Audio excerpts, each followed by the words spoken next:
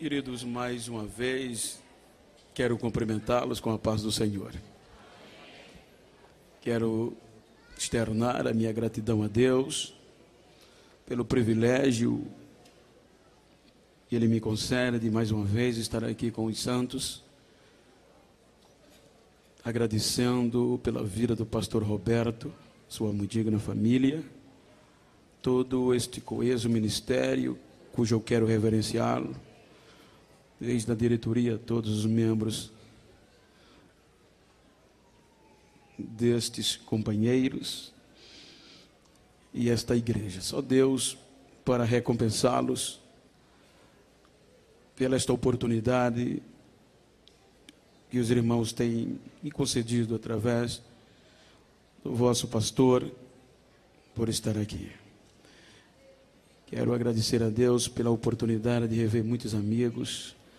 Gostaria de citar nomes, mas tenho medo de esquecer de alguns.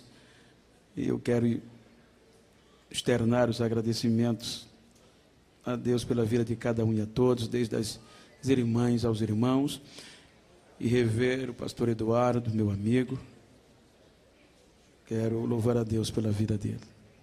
Queridos, trata-se de um culto missionário, e eu quero meditar convosco acerca de um texto muito conhecido, uma palavra que nós costumamos pregar quando nós somos novos convertidos, mas é uma palavra de cunho voltado para a importância de se falar do Evangelho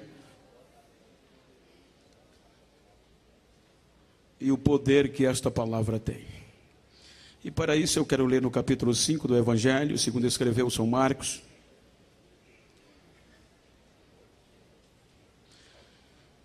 de uma forma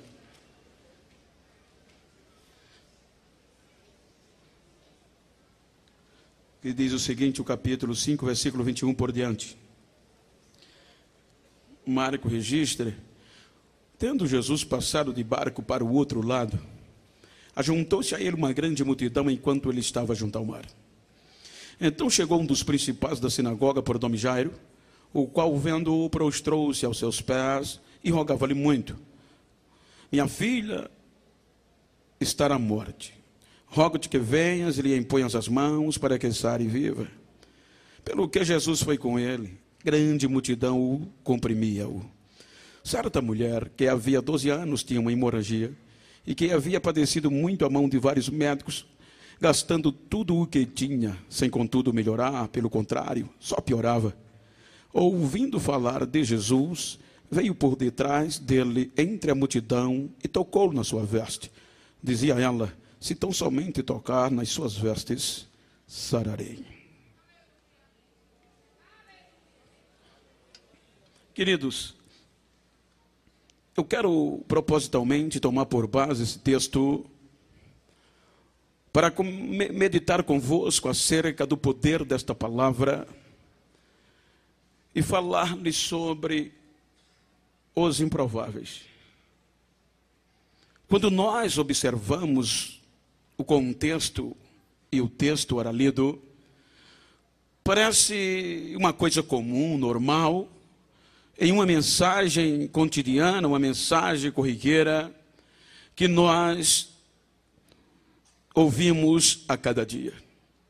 Mas se trata de um culto missionário, se trata de um culto de conscientização, e eu quero falar-lhe de uma forma muito expositiva acerca desta palavra. Quando nós observamos o contexto cultural, religioso, que antecederam estes dias, a Bíblia nos mostra que a expectativa de um Messias, de algo novo, contundente, cumprindo-se assim a promessa do Éden, isto se passou ou se passava por cada família, por cada geração, ratificada por Moisés, os profetas e assim por diante. Essa expectativa de um grande libertador, de uma intervenção divina no contexto voltado para Israel, alguns homens, diz a Bíblia, que se autodenominaram o seu Messias, ou Cristo, homens que tinham uma oratória, tinham uma persuasão tão tremenda, que conseguiam juntar grupos para o seguir. Homens que defendiam teses eloquentes, e que convinha a muitas pessoas acreditar que aqueles eram o Cristo, cada um na sua época enviado. A ponto que esta crendice afetou até o contexto religioso. A decepção foi constante, ou as decepções, pois a Bíblia diz que aqueles que assim se autodenominaram vieram a decepcionar. A Bíblia cita o nome de alguns, como Teudas e outros, que se diziam ser o Cristo enviado para a restauração de Israel. Mas eles vieram a fracassar. Seus seguidores não demoraram muito. Seus seguidores dissiparam, foram dizimados. As suas ideias esquecidas, os seus ensinos poucos cumpridos. Isso causou, inflamou tanto esta falsa palavra, esta falsa manifestação, inflamou tanto o contexto religioso, a liderança, que coube aos religiosos, os líderes, colocar adendos para que todos aqueles que se autodenominassem, surgissem, denominando-se ser filho de Deus, o Cristo, o Messias, teriam que ser dignos de morte. Então esta determinação, este feito, permeia por toda a sinagoga, por toda aquela região. Então poucos teriam coragem, ou quase nenhum, de levantar-se e se autodenominar que era o Messias, que era o Cristo, e que vinha trazer uma palavra de exortação, de consolação e de esperança. Porque a cabeça estava a prêmio.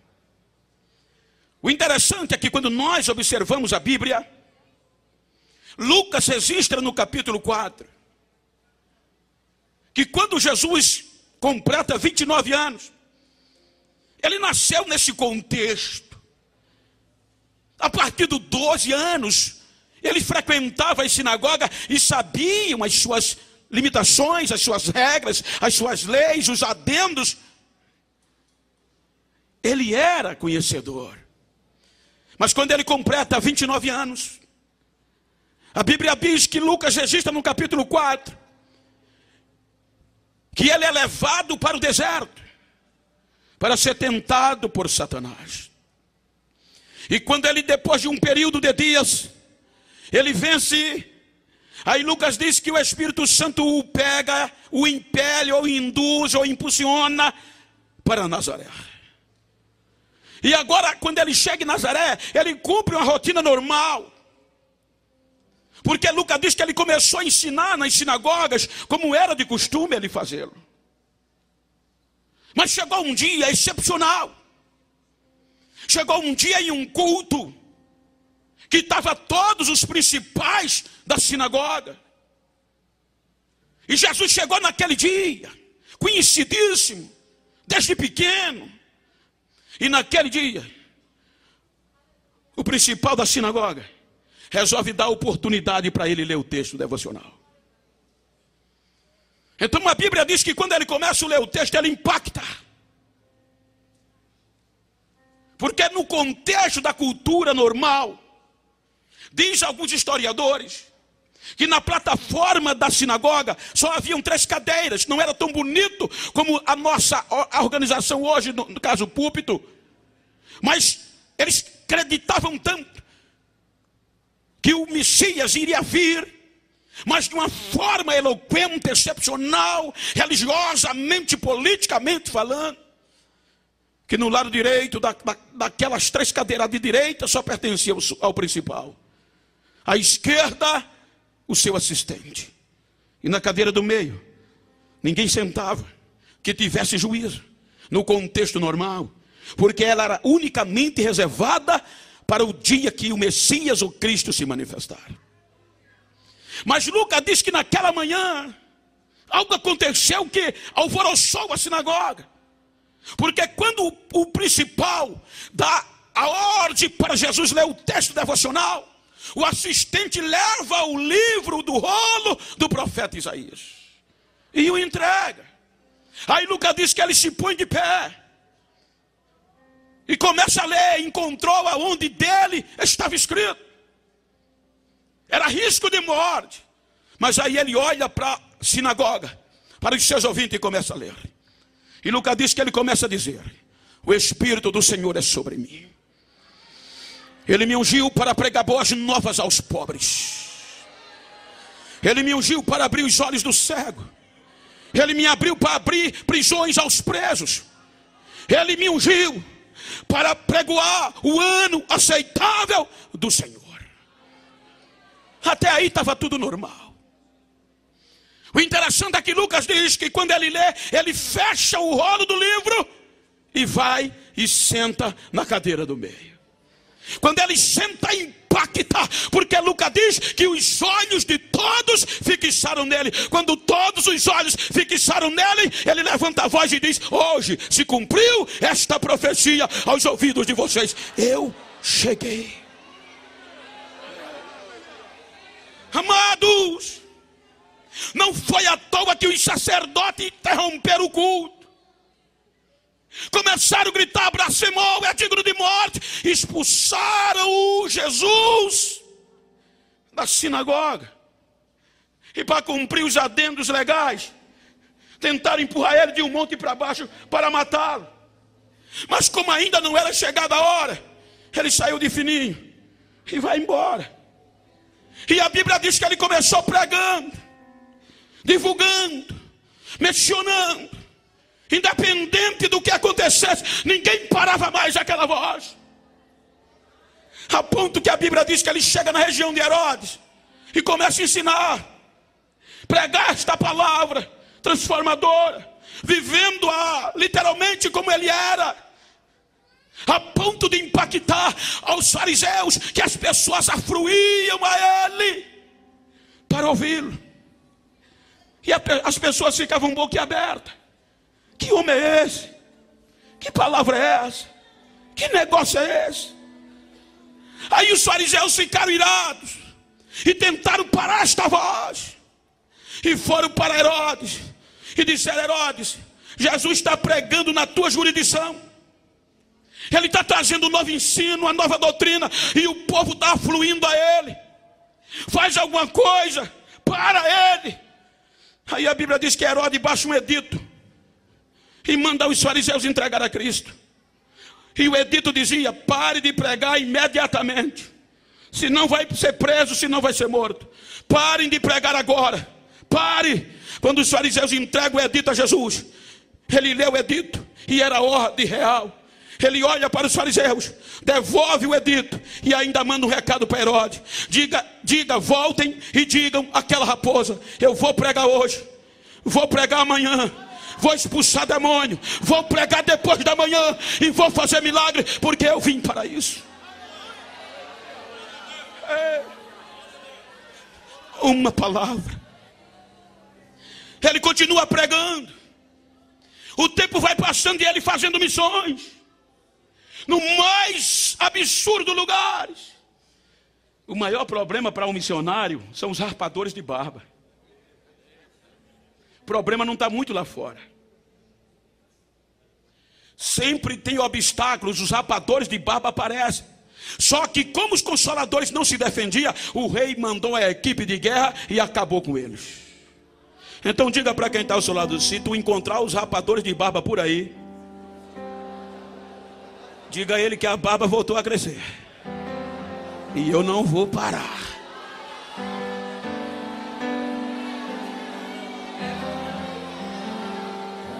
Só para chatear, faz assim: se tu encontrar na saída do culto, faz assim, ó.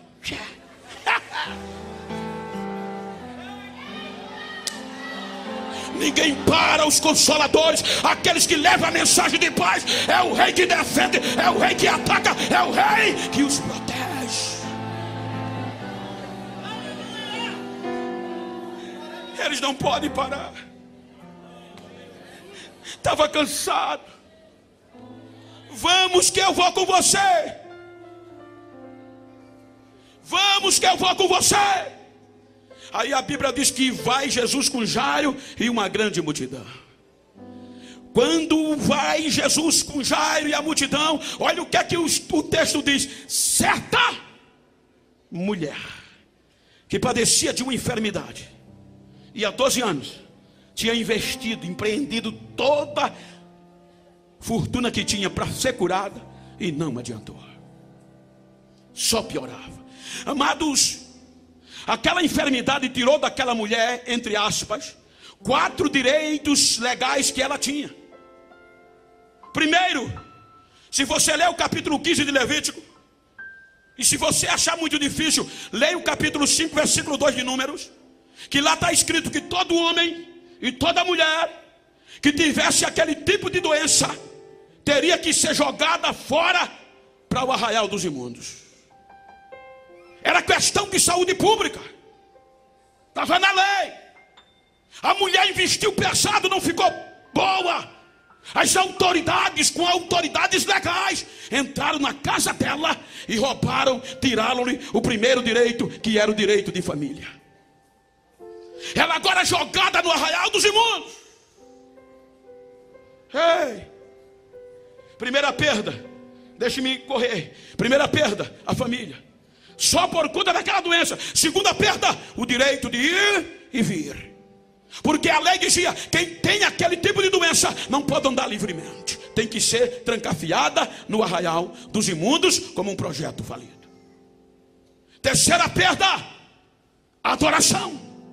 A pior coisa para o judeu era tirar o direito dele adorar. A enfermidade roubou dela, porque a lei dizia: quem tinha aquele tipo de doença, nem no pátio da igreja podia chegar. E a pior, a quarta perda, a identidade. A doença tirou da mulher até o nome. Você pode olhar no mesmo dia, no mesmo texto, na mesma reunião, no mesmo episódio, no mesmo escritor. Ele, quando fala de Jairo, ele cita o nome, porque Jairo não tinha restrição, ele não tinha nada que a lei pudesse desabonar. Mas a mulher não. Quando ele vai falar da mulher, ele oculta o nome e diz: certa mulher, jogada no arraial dos imundos. Olha o que o evangelho faz, irmão. Olha o que Jesus confiou a nós. A mulher jogada no arraial dos imundos, com um vestido agora característico, fardamento de leprosa, de imunda. Tinha que colocar uma tauba no pescoço com sino, para fazer barulho quando se movimentasse, para todos saber que era um projeto falido, que era imunda.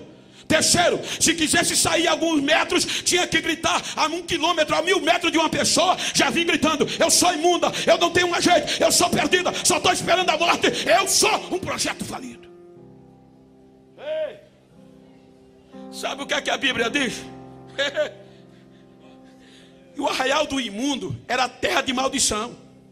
Arraial dos imundos era lugar de projetos falidos, de gente podre, sem esperança, decepcionada, só esperando o dia de morrer. Sabe o que é que a Bíblia diz? Que um crente mudou a história lá dentro. O texto que a gente lê diz que a mulher, ouvindo falar de Jesus. E o interessante é que a gente muitas vezes não percebe o que o crente pregou. O missionário teve coragem. Se fosse hoje, talvez fosse de Maceió, Abreu e Lima. Caba corajoso. Entrou lá dentro do arraial e começou a falar de Jesus. Quando ele chega lá dentro, eu quero conjecturar, a mulher, ele encontra com a mulher e trava uma pregação. A mulher dizia: para mim não tem mais jeito, moço, eu estou descartada, a lei já me condenou. O missionário entrou e disse: tem jeito sim, dona. Se a senhora visse o que eu vi, a senhora não dizia isso. Eu conheci o tal de Jesus, ainda tem jeito. E a Bíblia diz o que o terrível pregou, irmão. Se você ler Mateus capítulo 14, versículo 35 a 36. Se você ler Lucas capítulo 6, versículo 17 por diante. Sabe o que o pregador pregou para a mulher? A mulher decepcionada, ele chegou para ela e disse: tem jeito, deixa eu lhe contar o que eu vi. Ele disse: dona, eu vi. Jesus chegou perto do mar, sentou no monte. Eu estava lá, moço.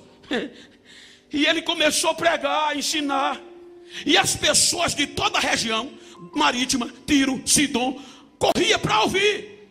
E eu vi, dona, as pessoas traziam os seus doentes e os seus endemoniados.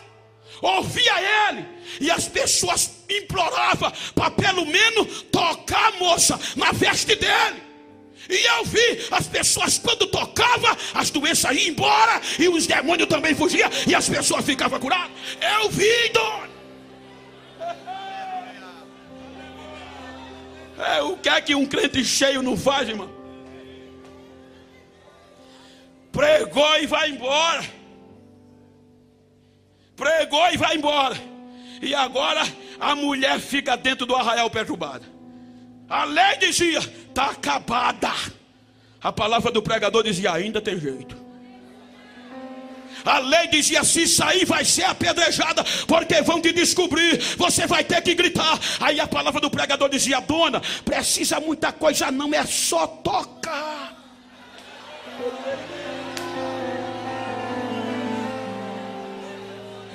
Agora imagina a mulher andando no arraial para lá e para cá, e o psicológico rodando, e ela dizendo, o pregador disse que somente eu tocar, se tão somente eu tocar.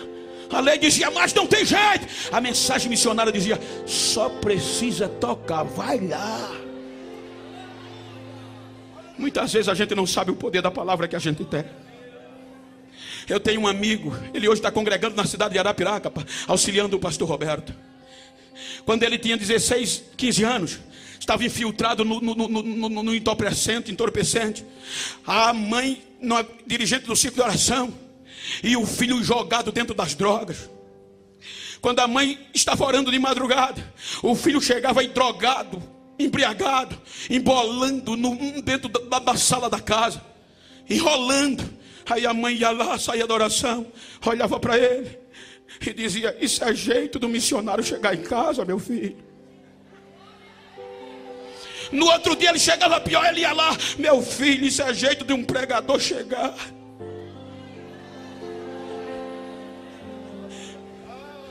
Quando ele completa 16 anos, vai passando na frente da Assembleia de Deus, o Espírito Santo pega ele.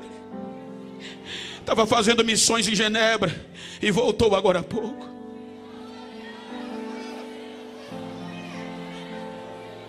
Diga para quem está ao seu lado, uma palavra muda vidas.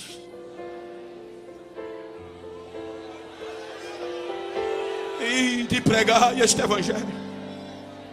Aí a mulher na luta, o psicológico travado, a palavra missionária vence, ela levanta e diz, eu vou. Aí entra na multidão, tira o vestido, tira o sino, e entra no meio da multidão. O não eu já tenho, ou tudo, ou vai ou racha. Agora imagina, de um lado, o que é que o evangelho não faz? De um lado, um homem que tinha tudo, cargo, nome, poder, autoridade, respeito. Veja o que é que a Bíblia diz, que Jairo veio pela frente, joelhou, clamou, adorou, e nada aconteceu, ninguém lhe proibiu. A Bíblia em Êxodo diz, o que vem na frente de Deus é a sua glória. Jairo não tinha restrição, veio pela frente. A mulher não. A lei tirou o direito dela adorar. Só que o mesmo texto de Êxodo diz que na frente de Deus vem a glória, mas também ele diz que atrás de Deus vem a bondade e a misericórdia. De um lado um homem que tinha tudo, do outro lado uma mulher que até o nome tinha perdido. Aí como a mulher não podia ir pela frente, ela vai por detrás, se engaja no meio da multidão, toca no vestimenta de Jesus. Quando ela toca,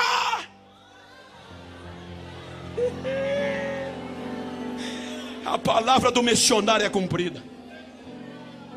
O organismo, o corpo sente estremecer.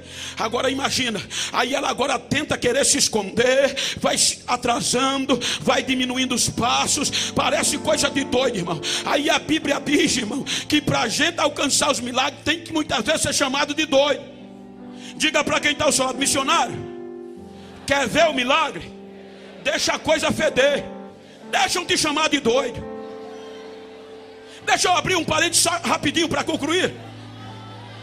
A Bíblia diz que quando Moisés saiu com o povo do Egito, chegou no mar, o braço do mar, o mar vermelho, travou, Fechou, estava fechado.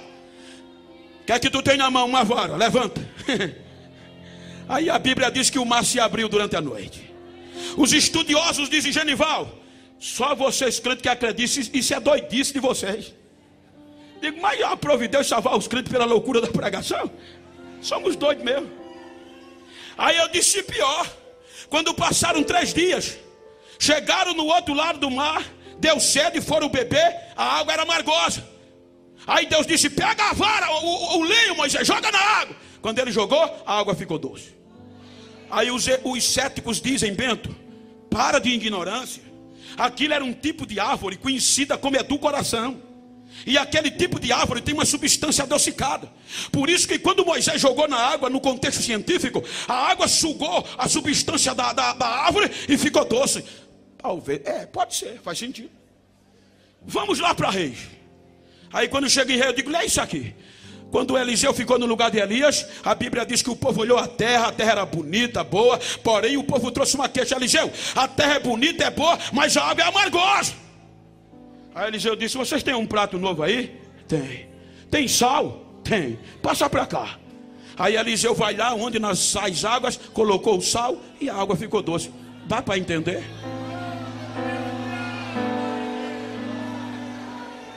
Só esse evangelho, só essa palavra faz isso, irmão. Eu, com todo respeito, Eduardo, mas eu vi um dia lá em João Pessoa algo que ficou marcado na minha vida. O pastor Zé Carlos, a gente estava numa escola bíblica, e ele disse o seguinte: que houve uma seca, era um período de seca, e a gente estava preocupado, e ele disse, ele até citou algo, e depois tomou um exemplo aqui do Pernambuco. Ele disse: olha, irmãos, a gente tem que orar para mandar chuva. Mas porque no Pernambuco, há anos passados, dizia ele na época, teve uma seca pior do que essa. E numa igrejinha pequena, um pastor fez um desafio, deu uma de doido. Disse: irmãos, quem quer ver chuva cair? Aí a igreja alegre, ansiosa, levantou a mão, amém. Ele disse: 30 dias de jejum e oração. Amanhã, segunda-feira, começa a oração. 7 horas da noite, todo mundo aqui, vamos passar 30 dias. E depois de 30 dias, Deus vai mandar chuva, amém. Só que na igreja tinha gente mais doida do que o pastor. No sentido positivo. Foram para casa quando vieram à noite, 6:30 da noite, que os irmãos vêm orar na multidão de gente. Sabe o que chamou a atenção? Uma irmã no primeiro dia da oração já vinha com guarda-chuva debaixo do braço. Aí os irmãos disseram: a senhora está doida, tá doida, vai começar a campanha. Ela disse: eu conheço o meu Deus, Ele gosta de desafio, eu conheço Ele. Ele disse que com 20 minutos de oração, as telhas começaram a fazer barulho. Disse que no primeiro dia Deus derramou um toró de chuva. Terminou a oração, ninguém podia ir para casa. A irmãzinha vai lá detrás da porta, pega o guarda-chuva, arma e sai dizendo: eu bem que disse, eu bem que disse, eu bem que disse, eu bem que disse.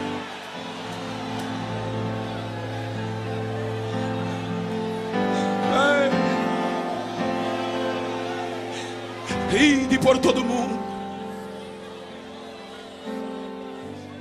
e pregai este evangelho. De um lado um homem que tinha tudo, do outro uma mulher que não tinha nada.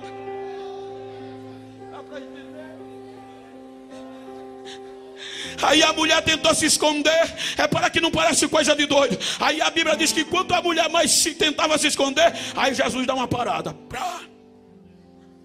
E o pior é que ele não fica parado. O texto diz que ele para e faz assim, ó.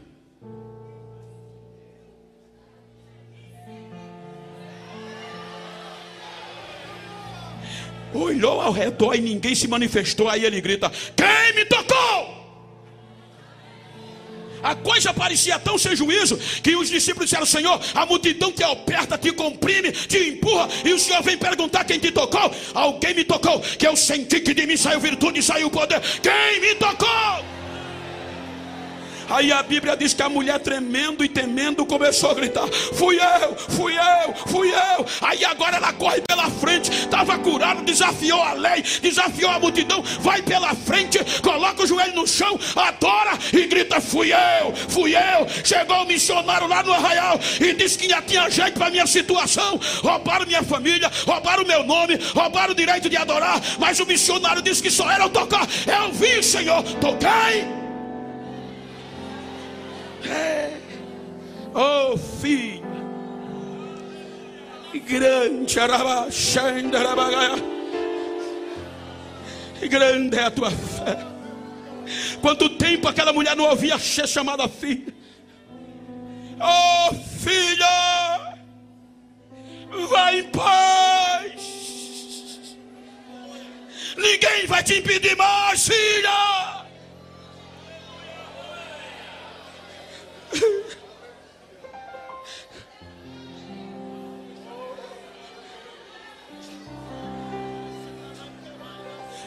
Ninguém vai te impedir mais, filha.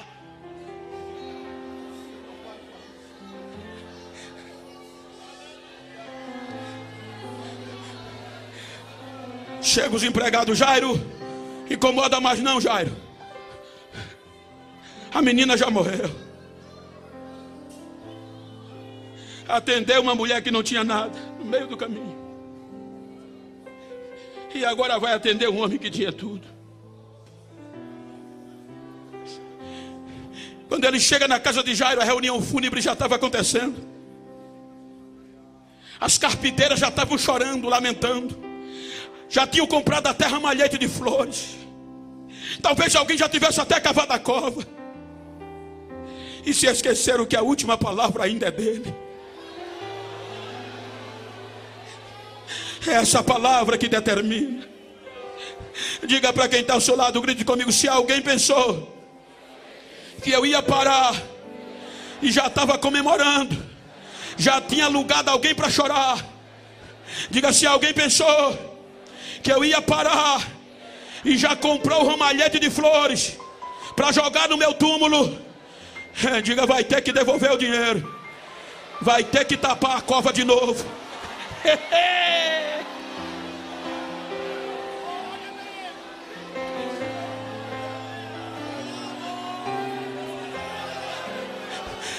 Talita cume, até eu te digo, levanta-te.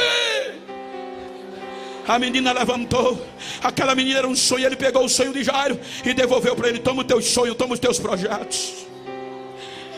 E a história diz que nunca mais Jairo voltou para o judaísmo.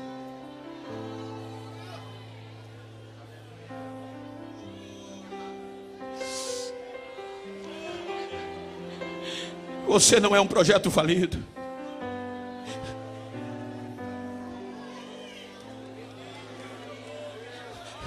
A tropa de elite de Davi eram homens endividados anteriormente. A tropa de elite de Davi eram homens rejeitados, injustiçados, revoltados. E como personalidade, tipologia, Davi fez daqueles homens grande tropa de elite. Quando você vai para o capítulo 20 de Mateus, Jesus falando desta obra, Davi, ele fala de 5 horários. Madrugada, desbravadores. Terceira hora, o sol da justiça. Sexta e nona, a hora que o sol era mais quente. A igreja vitoriosa, primitiva. Veja que nos 4 primeiros períodos, ele só chega na praça e contrata os trabalhadores. Vão vocês para a minha vinha e eu vou dar a vocês que é justo. Mas a Bíblia diz que por acaso dá-se a entender que o dono da vinha vai na praça a 1/10 hora, no final do dia, e encontra um grupo que estava lá ocioso. Veja que a este grupo ele abre o diálogo. Ele questiona: por que vocês ainda estão aqui sendo essa hora do dia? Sabe o que é que o grupo diz? Ninguém acreditou em nós. A gente não tinha requisitos para trabalhar na vinha de ninguém. Aí ele olha e diz: vão vocês também para a minha vinha e eu vou dar a vocês o que é justo. Era a igreja primitiva, a igreja gentia, melhor dizendo, da qual eu e você fazemos parte. A igreja gentia, que diz a história que D.L. Moody fez parte desta. Que quando ele assumiu o compromisso de ser um ganhador de alma para Jesus, na pregação que ele ouviu, pobre, engraxado, ele colocou no coração que todos os dias ia ganhar alma para Jesus. A história dele, a biografia diz que ele todos os dias trabalhava 6 dias. Todos os dias, não sei como, ganhava uma alma para Jesus. No domingo, reunia tudinho e levava para a escola bíblica. Em poucos meses, a escola bíblica tornou-se a escola mais poderosa da cidade. Mas chegou um dia que ele não orou por ninguém. A chama de missões era tão grande dentro dele, de almas, que ele deu 6 horas, não olhou por ninguém, foi para o meio da rua chorar. Sentou no meio fio e começou a gritar. Daqui a pouco o carro da patrulha vem passando com 4 policiais. Pararam, viram ele chorando, desceram e questionaram: filho, o que é que está acontecendo? Por que você está chorando? Ele disse: porque eu prometi a Jesus todo dia orar por uma alma para ele, e eu não orei por ninguém ainda hoje. Os soldados deram um tapinha: vai para casa, filho, amanhã você ora. Só que a chama de missões era tão grande dentro dele, que quando os policiais entraram no carro, que começaram a correr, a sair, aí a chama de missão entrou dentro do carro e atingiu os soldados. Aí os soldados começavam a chorar: o que é que está acontecendo? O que é que está acontecendo? Faz a volta, faz a volta. Quando chega lá, o menino ainda estava chorando. Aí eles descem correndo e gritando: filho, para de chorar, ora por nós, que a gente quer aceitar o teu Jesus, ora por nós.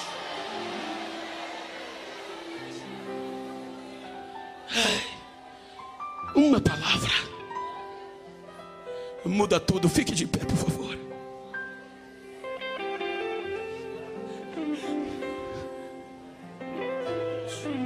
Diga para quem está ao seu lado: você não é um projeto falido. Alguns já ouviram, me permita, pastor, só contar, porque alguém aqui precisa ouvir e dar sentido o que eu estou falando. Quando alguém pregou para mim, os meus amigos diziam: esse negro não vale o que come. Tu é um improvável, é improvável. Para que tu foste nascer? Mas um dia um crente disse: Geno, eu conheço um Jesus que te ama e quer fazer de você um grande homem, um grande missionário. Eu deixei o futebol, cheguei na igreja. E quando eu cheguei na igreja, em um culto, igreja pequena, um missionário, um pregador pregando, disse: Moreno, fica de pé. Deus vai te fazer um missionário. Tu vai andar pelo Brasil e pelo mundo pregando a palavra dele, e muitas almas vão se render aos pés dele através de ti. Tu vai cruzar oceanos. Só que onde eu morava era dentro da cana, pobre de marré.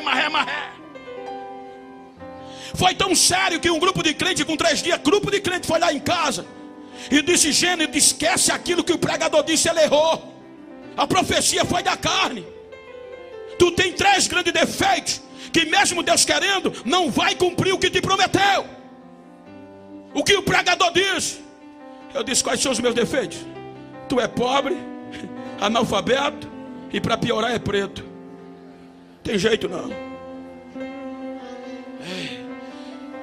Quando eu quis desistir de tudo, aí Deus disse: eu não dependo da opinião do homem para fazer o que eu prometo.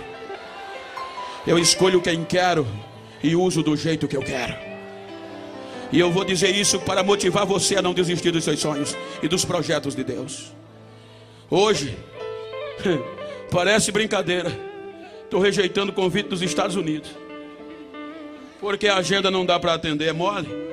3 vezes por ano eu vou fazer missões na Europa. Agora passei 15 dias nos Estados Unidos, já queriam que eu ficasse lá. Hoje eu ando mais de avião do que de carro no Brasil.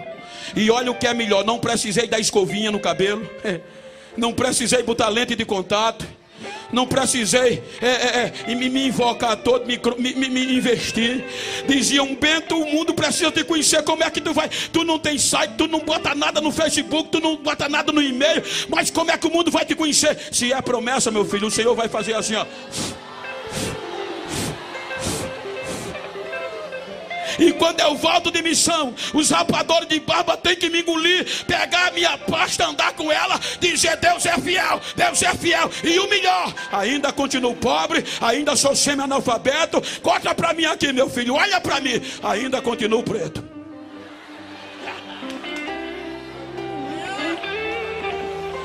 Então vira para esse crente que está ao teu lado, por favor, que eu quero concluir. Vira para ele se você pode. Dá uma olhadinha para ele, principalmente que for do mesmo sexo. Dá uma olhadinha para ela. Vai, diga para ele: você não é um projeto falido. Você, eu, somos projetos de um grande avivamento. De um grande avivamento. Abraça ele, chora.